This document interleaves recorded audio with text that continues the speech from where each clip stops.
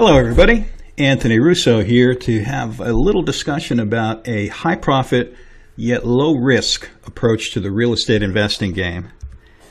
The late great Sam Walton, the gentleman who founded the Walmart chain of retail stores, liked to say that if everybody is doing it one way, there's a good chance you could find your niche by going exactly in the opposite direction. And that's what we're going to talk about today with regards to the real estate investing game. Now look folks, in any given market, the vast majority of real estate investors are typically fighting over a very finite supply of what I like to call ugly houses. Now, you might say, what are the ugly houses? This is what I like to characterize as the ugly house portion of the real estate universe. First and foremost, the most common form of ugly house investing is wholesaling. Next, we have flipping, the fix and flip market, or as my fortune builder friends like to say, the residential redevelopment segment of the investing market. Third, we have the financially distressed properties, foreclosures, and hopefully the short sales that get the banks to agree to a price you're willing to pay. Some of these houses may not be ugly physically, but their financial situation is certainly ugly. And lastly, we've got the REO, real estate owned or bank owned properties. Now let's dig a little bit into the pluses and minuses of the ugly house part or the ugly house universe of the real estate investing business.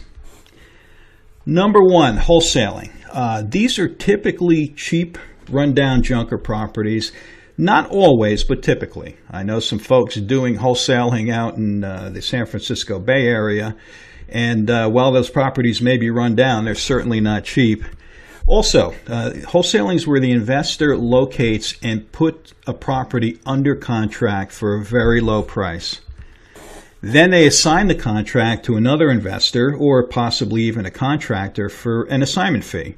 And typically in a wholesaling game, it's usually measured in the thousands of dollars. Again, know people out in the San Francisco Bay Area where prices are just off the hook totally. I had a student who did a wholesale transaction and earned over $250,000 on it. But your typical wholesale house is a small, relatively inexpensive, beat-up property that a wholesaler will put under contract and then sell the rights to the contract or assign the rights to the contract to somebody who's actually going to finish the buying process of the property. And they typically earn a fee that runs into the several thousands of dollars. Now, the good thing about wholesaling, you don't need money to purchase the product, the properties. That's why so many people tell beginners in this business that you got to start in wholesaling, got to do wholesaling, because it doesn't require any money. It's kind of true, but it's not totally true. If you're going to be successful to any degree in any form of real estate investing, wholesaling included, you're going to need to have money to spend on marketing, set up your business, maybe get yourself some formal education, etc. The negatives of wholesaling are a little bit more numerous than the positives. Number one, in my never to be humble opinion, this extremely crowded segment of the real estate game is ugly as the houses are sometimes. The competition is often vicious in the wholesaling end of the game. I like to characterize it as the wholesalers being starving dogs fighting each other for the last scrap of meat out on a street corner somewhere. In a market where a lot of wholesalers are operating, and that's pretty much every real estate market in the country, the competition can get to that level and the profits dwindle, tougher to get deals. You see how that goes. Second, the buyers and sellers are sometimes untrustworthy. What do I mean by that? Well, you folks who've wholesaled a lot out there, you all tell me the stories about when you go to put a property under contract, the person who's selling it swears that they're the owner of the property, and that they've got the original contract on it, or they're actually the owner. And then you come to find out down the road that there are like 6 or 7 or more people daisy chained behind you on that property, where everybody's got the property under contract, marked it up a little bit, contracted to the next guy, the next guy, the next guy, and you're like number 6 or 7 in line. That's on the seller side. On the buyer side, I hear plenty of stories about folks having a quote-unquote cash buyer who, when it comes time to close and they really need them to get that deal closed, all of a sudden turns from a cash buyer into a broke buyer. They didn't have the money, they screw up the closing, you lose your fee. You know, back to the assignment fees, the profits are typically low. Again, not 100% of the time, but when you're wholesaling typical houses in typical areas, your profits are usually limited to the thousands, the single-digit thousands, not the tens of thousands, typically. With the flipping, the rehabbing business, that is a business where you buy cheap junker houses, you fix them up, and you sell them at retail and hopefully make a profit. Now, this is what most people, the people I call civilians, the normal everyday people who have never been to war in a real estate business, this is what most people believe real estate investors do. You know, when you say real estate investor to a bunch of civilians, the first thought that pops in their mind are the Flip This House TV show people. They buy cheap junker houses, they fix them up, and they sell them to an owner-occupant, hopefully at a profit. Now, the negatives of flipping is, there's several. Number one is it requires capital and sometimes lots of it. Now, the capital means lender headaches and serious risks. What I mean by capital is this. You have to get the money to purchase flip houses. You can't put them under contract and then fix them and sell them and, you know, use the buyer's money to pay for it at closing, because one of the iron rules of thumb in the investing game is that you don't spend any money to fix a house you don't own. So you have to own these houses. Whether you, God forbid, sign a mortgage yourself, go to a hard money lender or a private lender to get the money, or write your own check, God forbid, number two, that you write your own check to buy these things, you have to come up with the money. And again, that has its headaches and it means risk. If you make one mistake with especially a higher dollar fix and flip project, you could be locked into a loss, and sometimes, again, with the higher priced properties, the losses can be significant enough to destroy your business. Another negative is that these properties require contractors. You know, unless you're the contractor and you're going to fix it yourself, which brings to mind a whole nother host of headaches, but contractors, you know, you folks out there that have great ones, God bless you. But I think there are probably more horror stories about contractors than there are great stories. And the one thing I like to, the one story or phrase I like to use to characterize the contractor business is that it's the only career I'm aware of where showing up on time and showing up sober puts you in the top 1% of your field. So that's headaches there. The jobs, even, you know, I did a few fix and flip projects myself early in my career. My contractor was a friend. He was excellent. He was good. The quality of the work was amazing. But even a good friend who was great at it had trouble bringing in projects on time and under budget. Number four, these properties are usually given to realtors to sell once the project is finished. Again, that brings a host of problems itself. For all my realtor friends out there, for all of my realtor clients, you know I'm not talking about you when I talk about realtors in this context. I'm talking about the large percentage of realtors that couldn't market or sell something to save their life if there's a gun to their head and the trigger was cocked back. Imagine, and you flippers out there know this, the ones that use realtors and have had to search for good ones. You spend all your money or all of somebody else's money to get the property. You spend a ton of money to fix it. You go through all of that headache, problem, pain, etc. to turn out a great product. You give it to a realtor who may not be so hot, and you sit there week after week, month after month, wait for them to sell your beautifully finished project, and you watch your profit dwindle away week after week, month after month. And lastly, or number five, your capital is tied up for long periods of time. Even if the project turns out well and you make a profit on it, tying up such large amounts of capital, and if we're talking more expensive homes, you know, if we're talking $500,000 to $1 million or more homes, that's a lot of money to be tied up out there for 3, 4, 5, 6 months, sometimes more. And again, the projects may still wind up making you a profit, but the capital being tied up for a long time, there are limits to the number of projects you could do simultaneously. So that could be a problem as well. And number 6, this is the last one. There's little margin for error in the fix and flip business. Again, the higher the price of the homes, the more seriously small the margin of error is. Any mistake could mean a substantial loss that could kill your business, bankrupt you, turn into a huge loss, and just create havoc in your life. The positives of the flipping rehab business: if you do it right, if you hit it on all 8 cylinders, the profits can be substantial.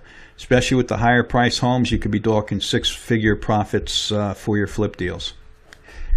The foreclosure and short sale end of the business. The positives, obviously, there's a potential for heavily discounted purchase prices on these properties. The negatives is that one of the negatives, or the biggest negative, is that dealing with banks is often a long, arduous, unpredictable process. If you've ever been through a short sale negotiation, whether you're doing it or not, depending on the bank, it could take months. Sometimes it could take years. It's been my experience on both ends of that spectrum. And also, seller cooperation is often an issue in the foreclosure short sale part of the business. And by that I mean this. Even if you are able to get a nice house that you can go to war with the bank with to do a short, the banks are going to require a stack of paperwork from your seller, and they're going to require updates on it. And it really is, it's an annoying, difficult package of stuff to put together and keep updated. Unless your seller cooperates with you fully, you could go through a long period of time of working a short sale, have your seller flake on you, and see everything goes to pieces with all your time and money wasted. The REO and bank-owned properties, again, the positives are potential for heavily discounted purchase prices. The negatives, the banks are often difficult to deal with. Tracking down the person who you could deal with, getting a deal that makes sense. Sometimes banks are as delusional about the value of a property as the actual homeowners are in non-REO situations. It's something that has to be dealt with. Now, let me say this as a caveat. I don't want anybody to think that I'm trashing wholesaling, fixing, flipping, short sales, foreclosures, bank-owned investing, etc. I have profited from almost all of those different aspects of the business. I know people who have gotten rich in all of them. I'm not saying that these are no good. I'm just saying that they're sometimes difficult at best, and oftentimes almost impossible, at worst, to put together a business that fires on all 8 cylinders and does well for you. They each have their shortcomings, and what I'm talking about here today is a different approach to the business. I'm talking about serving the largest part of the seller market, and this is a segment of the seller market that virtually all typical, and I put typical in quotation marks there, typical real estate investors ignore. And I'm talking about the sellers of single-family homes that are in good move-in condition, that aren't financially distressed, that don't need any work, they don't need a contractor, they don't need a nail driven into them, they don't need a paintbrush slapped on them. These are normal, usually professionals, executives, entrepreneurial type sellers who have beautiful homes in beautiful neighborhoods that they're trying to sell. And the sellers of this type of house have one thing in common, and that is this. They don't have an investor option to look to sell their house in the same way that the people with the ugly houses do. Most real estate investors are chasing around the ugly houses. Most average real estate investors don't know what to do with the lead that they get for a home, let's say a $500,000, $600,000, $700,000 home that needs no work. The seller isn't going to take a 60 or 70% of the fair market value offer, and they wouldn't know how to sell and to make a profit even if they could come close to that. These are people whose only option open to them if they want to sell their home is to list it with a realtor or go the for sale by owner route.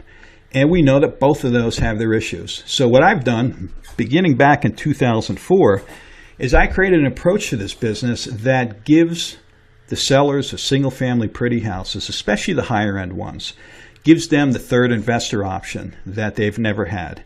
And I've made a pretty good career and set up a pretty nice proposition for these folks to consider when it comes time for them to sell their home. Let's talk a little bit about what it is and how it works. I call it Pretty House Alchemy because the word alchemy it means take something that's worthless and through some mystical process turn it into something valuable. Some of the stories, the mythical stories of alchemy have to do with wizards and magicians and quote-unquote alchemists being able to take a worthless metal like lead and turn it into one of the most valuable metals like gold through their magic. And how it applies to this is I'm able to take the leads that most real estate investors would throw away. Leads for nicer $500,000, $600,000, $700,000, $800,000 houses where the seller won't take a huge discount, where the house doesn't need any work. And most investors don't know how to take a lead like that and turn a profit with it. I'm able to take those leads that most investors would throw away and turn them into gold. Thus, Pretty House Alchemy. And what Pretty House Alchemy is we market the sellers of higher-end, move-in ready houses in great areas. We make competitive offers to the sellers, and the sellers receive the offer at closing with no other fees or commissions. They don't have to pay realtor commissions. The only expense that our sellers endure in the closing process is whatever seller closing costs are in that particular market. We control the property using a special contract and just a $10 check, so we don't take any financial risk on the acquisition end of what we do. And then we shift to our liquidation mode and market the property intensely with our proprietary marketing program for a 2-week period of time. And then on a third weekend, we run a 2-day open house inspection event, a 2-day open house sales event, where through our marketing, we're driving 50 to 100, oftentimes in the 200 prospect range.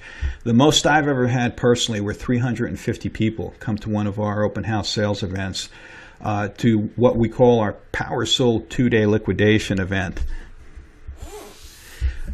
We receive, depending on the scale and scope of the property and the price level of it, on the very expensive houses, we might get 5 to 10 offers.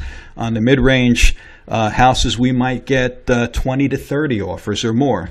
But we receive anywhere from 5 to 30 plus offers over the 2-day weekend on a single deal. And we sell the house to the highest offer.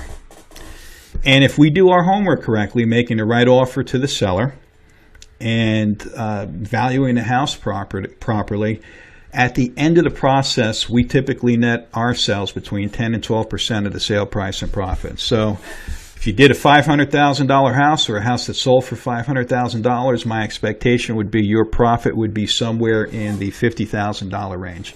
If it's higher, it's more. If it's lower, it's less. You could do the math up and down the scale. Now, why should you even consider adding something like this to your business? I like to characterize it as adding another tool to your real estate toolkit.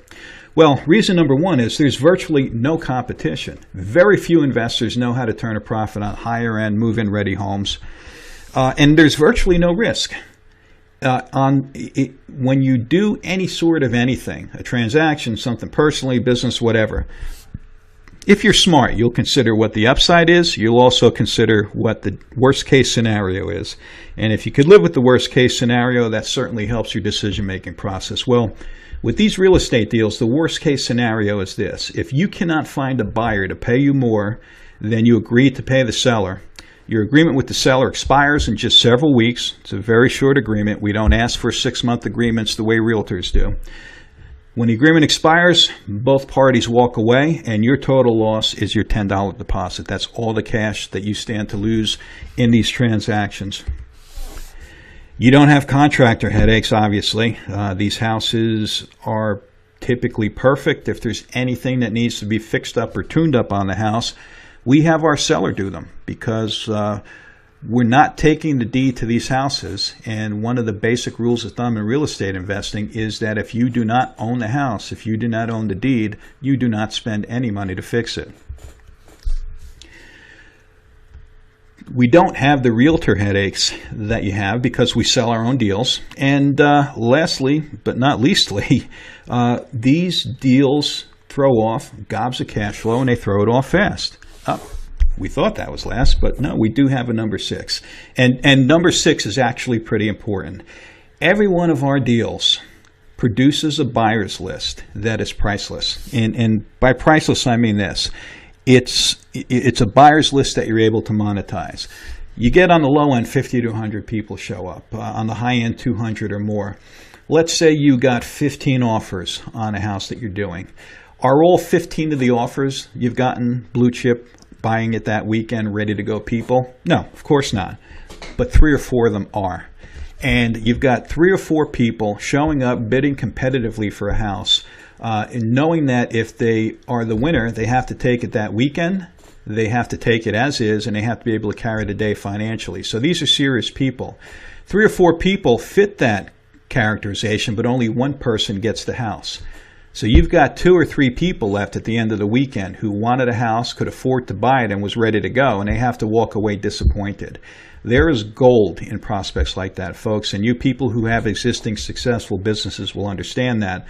The rest of your buyers list can be monetized by selling to local businesses. Those leads are valuable to real estate brokers, agents, and salespeople. They're also valuable to mortgage folks. They're valuable to landscape companies, movers.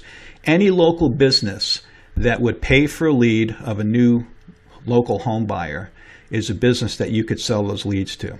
So in addition to making a profit on the home, you can make a profit by monetizing the list. You could also get extra deals. Oftentimes when I do one of these Power Sold 2-day events, I'll have people show up and say, hey, this is cool, can you do it for my house? And each deal oftentimes will beget another new deal. You'll get new business coming from it.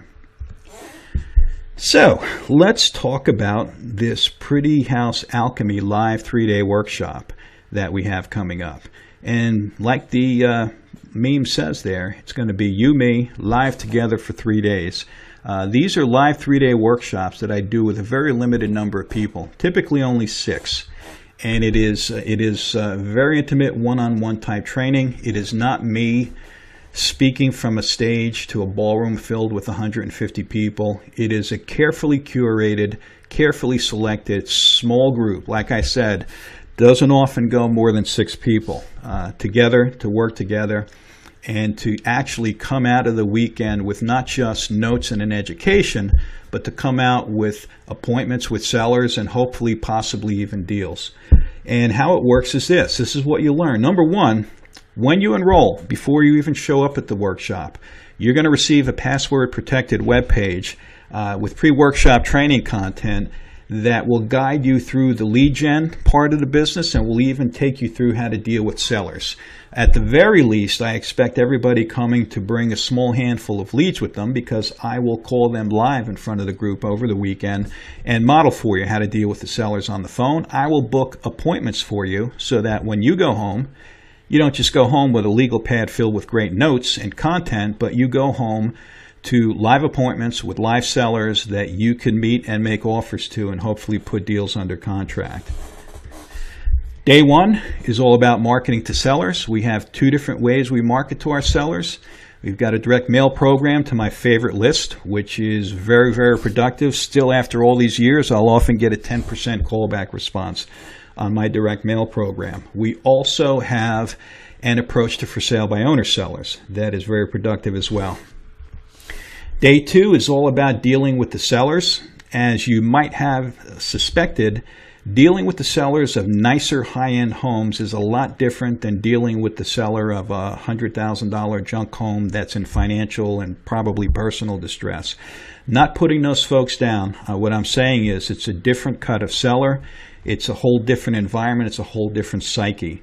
Our sellers are typically executives, entrepreneurs, or professionals, because we're dealing with higher end homes. They're much easier to deal with than the sellers of the little junk properties. Trust me on that one. So on workshop day 2, we have our 2-call approach or 2-call close approach to dealing with sellers. We meet with them twice. The first appointment is to educate the seller about our business and our proposition, develop rapport with them, and to check out the home to make sure it fits what we're looking for. If it does, if we want to make a run at that property, we set a second appointment to present them with a formal offer, show you how to build the offers, present them, get the seller closed on an offer amount, get them under contract. And then on day 3, we talk about our Power Sold 2-day event, our liquidation event. The marketing of it, the running of it, how to get the offers generated, how to negotiate up to your final high offer buyer, getting the sale closed, and cashing the check. Actually, after your first closing or two, I recommend you just get a wire transfer so you don't have to go to the closings anymore. Okay, folks, this is what my expectations for you are. This is what you must bring to the table if you want to be part of this, if you want to add this as a tool to your real estate toolkit. Number one, first and foremost, you need to make a firm commitment to do this. There isn't a link where you could sign up for this. There is a link that you can send me an application where we have to have a telephone call, and I have to speak with each and every person who's considering doing this to make sure that we're a fit.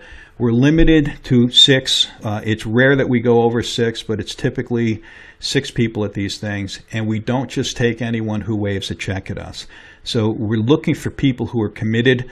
I am totally committed to creating success stories. I am totally not committed to creating failure stories. And unless somebody's got a commitment that I believe is strong enough to go out and actually be successful with this, our conversations usually end up in a thanks but no thanks. Number 2, you must have the willingness and the ability to invest in yourself. This is not a free training. There is an investment involved, and you and I will discuss this when we have our telephone call. I can tell you this right now, though. The investment is such that on your first deal, you should, depending on the prices of homes in your market, earn a 5 to 10 time return on this investment in your first deal. The investment is not insignificant, however, it is not crippling. It is something that should be within the reach of anybody who's serious about starting a business. And number 3, I need from you a promise to leave your excuses behind. Folks, if you are the kind of person who commiserates to themselves often or all the time, or who says to themselves, I'm finally ready to begin earning what I'm worth, let me throw in a little piece of your first piece of coaching and mentoring here, and I'm going to do it complimentarily as a gift. If you find yourself telling yourself often that you're finally ready to earn what you're worth, I've got to say this, and I'm going to say it to you with all the love and respect I can muster, because I believe you need to hear it. You are earning what you're worth today. It's not a situation where you're not being paid what you're worth. If whatever you're getting paid today is exactly what you're worth and what you're willing to accept, the change is going to come when you change your commitment, when you exercise your willingness, and you finally decide to leave your bullshit excuses behind. That's when the change will come in your life. But if you think you're going to do something and finally earn what you're worth, you're going to need to deal with the fact that you're earning today exactly what you're worth. So, who is this for? I do work with people who are beginners and haven't done their first deal yet, if they have an uncommon level of commitment. If you don't believe that you have an uncommon level of commitment, this may not be for you, but I still do want to talk to you. Let's have a conversation. Let's see if it's a good fit or not. I may suggest that you do certain things to get yourself to a certain stage where this would be a good fit for you. But if you're a beginner, don't automatically assume this isn't for you. Let's talk.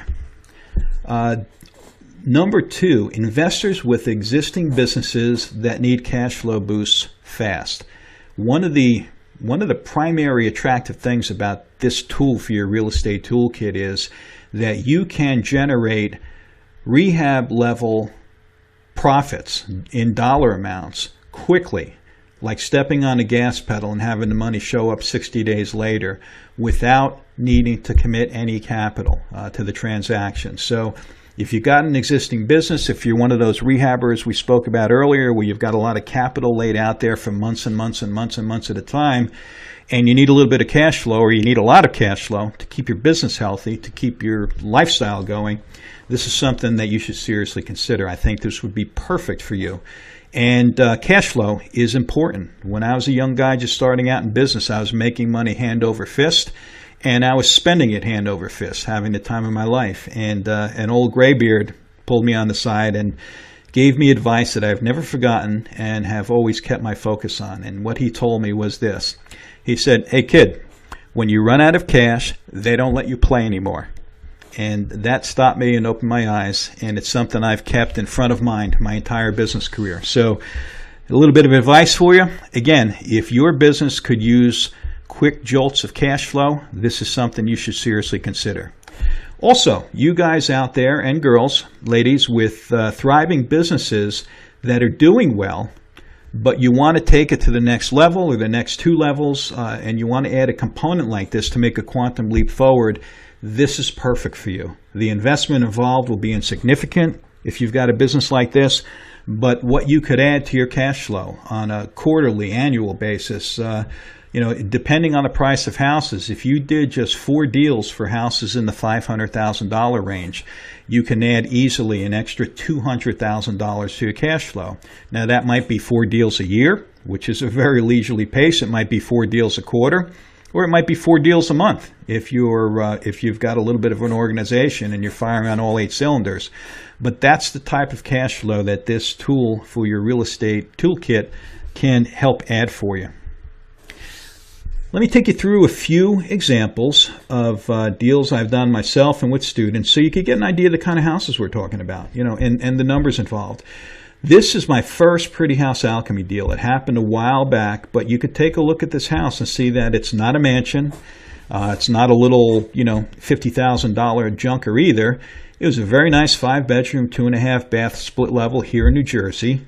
The situation for this, the seller situation was this, and this is common for the sellers I deal with. They had just built their dream home near the water on the Jersey Shore, and they had moved into it, and they had hoped that they would have gotten their original house sold by this point, but the realtors let them down, and they were stuck paying 2 mortgages, and it was beginning to hurt.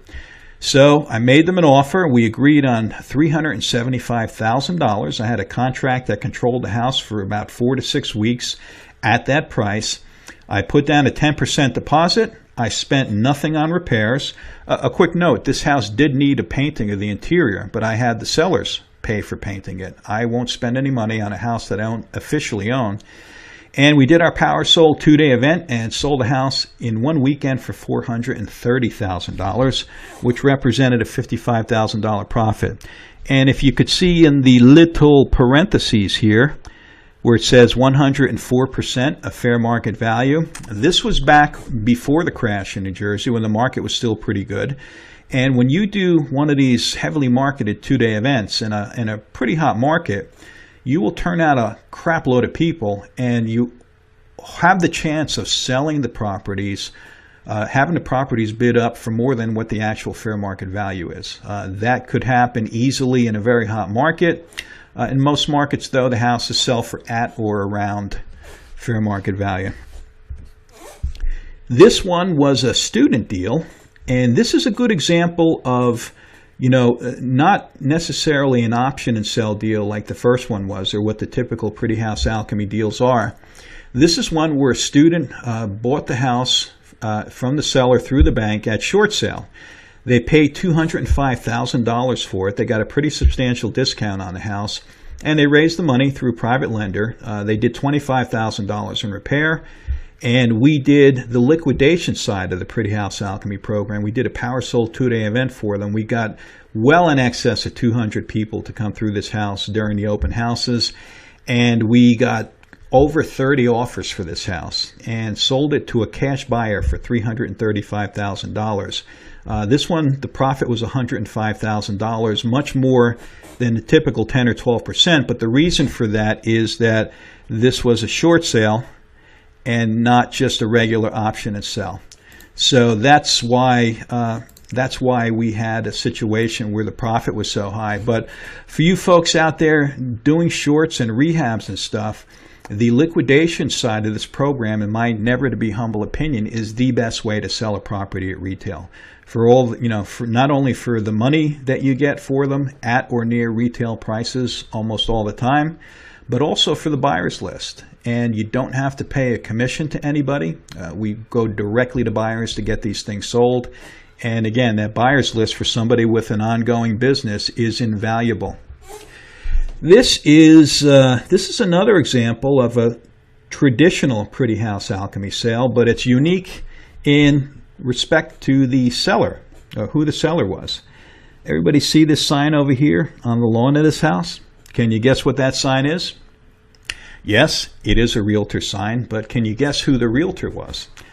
And if you guessed that the realtor was the owner of the house, you guessed correctly. We had a realtor who was a really nice guy. I'm still friends with the guy to this very day, but he could not sell his own house. And him and I went back and forth on the number for this house over a period like 3 months. This was a tough one to get him into a zone where I thought I could make the kind of profit that I need to make. And sure enough, one day I got a desperate call from him. Him and his wife were planning to move to Florida whenever they got the house sold. But his wife had just received a killer job offer, and she had to be in Florida within a week in order to take advantage of it. So he called me up all, crazy, desperate. Hey, you got to get the house sold. I got to get the house sold. So this 2-day event, I only was able to market it for a week. I didn't have my normal 2-week marketing ramp up for this. But we still drove a healthy number of people to the home. This is a beautiful 4-bedroom, 2.5-bath center hall colonial in a tonier town in New Jersey. The price I finally settled on the seller with was $625,000. We got it under contract for that. This one, back then for the more expensive homes, I was giving them $100 deposits. I hadn't yet developed the ability to offer them $10 with a straight face. So I gave him a $100 deposit for this home. We did the event, sold the house for $685,000, and made ourselves a $60,000 profit on that one. And this last one is an example for you rehabbers out there. My residential redevelopment folks, my fix and flippers, this was the last rehab project that I ever did. I did 3 in my life. The first 2 I did, realtors sold for me because I didn't know how to sell my own houses yet. This one I was talked into by my contractor because it was a unique house and it was like a passion project for him. So I bought the house as an estate sale from a very nice lady who had happened to pass away. It was a small 2-bedroom, 1-bath bungalow. And an interesting note on this one is this was one of those Sears Craftsman cottages. Back in the early 1900s, you were able to buy from a Sears catalog an entire house. And this is one of them. I actually, when I sold this in the marketing, we had the page from the Sears catalog that this house was on.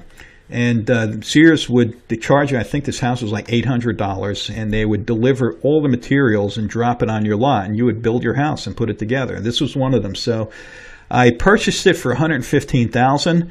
I gave my contractor a blank check to make it perfect, and he spent more on that than I spent on the house.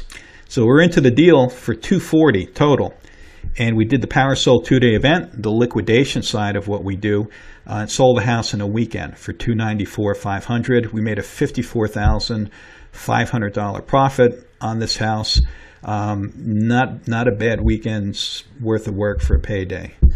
So, what comes next? Talking about our upcoming Pretty House Alchemy 3-day live workshop. There are typically 3 types of people that I talk to about our workshops and about considering coming to work with us. Whichever one of these 3 types of folks you are, it's up for you to decide. But the first type are people who hear me out and they say, you know what, it seems cool, but it's definitely not for me. And if you are a number 1, I thank you for the time you spent listening to this. I am grateful for it. I hope maybe you got a little something out of it, but if it's not for you, I am totally cool for that. Now would be the time for you to drop out of this video and go do whatever it is you're going to do for the rest of the day. The second type of people are, they like what they hear, but they have questions. Basically, they like it, but they're not quite sure. They're not quite convinced yet. If you're a number 2, hang in with me for a few more minutes, and I will be able to answer, hopefully, the rest of your questions. And number 3 are the people who like what they hear. They know already that it's a tool that they want to add to their real estate toolkit, and they're able to make a decision now that they want to be one of the 6 people at the workshop. So if you're a number 3 and if you're a number 2, hang in with me for a few more minutes and I'll tell you what comes next. If you're not already there, I want you to log in to prettyhousealchemy.com. That's www.prettyhousealchemy.com. Some of you may be seeing this video not through that link. So if you're not already at prettyhousealchemy.com, click your way into there, log your way into there. Number 1, when you get there, click on, well, read the information on the page, of course, but click on one of the yellow buttons that say click here to apply. I want you to complete and send the short application provided, and using the scheduler that comes after the application, I want you to schedule a time for a phone call with me. And number 3, you and I will have a powerful conversation, and this is what we're going to do in that conversation. I am going to go through your business with you in some detail, and I want to find out where the gap is. And by gap, I mean this. I want to find out where you are now, and I want to find out where you'd like to be. And I want to get a clear understanding with you about the cost to your business, the cost to your life, of keeping that gap in your life. And once we identify that gap, we're going to determine whether or not I'm the right person to help you bridge that gap. And if we're a good fit to work together, I will make you an offer to join us at the Pretty House Alchemy workshop coming up. But if you're not, if you decide, we both decide that we're not a good fit, or that what I do isn't appropriate for you, you and I will shake hands and part as friends. I want to thank everybody who took the time to stop and watch and listen to this little video. Go to prettyhousealchemy.com if you're not already there. Let's set up a call. There's certainly no obligation. And again, we don't take just anybody who waves a check at us. We have to make sure that we're a good fit, not just from your side, but for me too. What I do isn't for everyone, and I am not the answer for everyone. But if something in this little presentation intrigued you, caught your attention, made a light bulb go off in your head, I think you and I should talk. Once again, that's prettyhousealchemy.com. prettyhousealchemy.com. This is Anthony Russo signing off. Again, I'm grateful for your time. I wish you all the greatest day. If there's anything I could do to serve you and help improve your business, I would love to be part of it. prettyhousealchemy.com.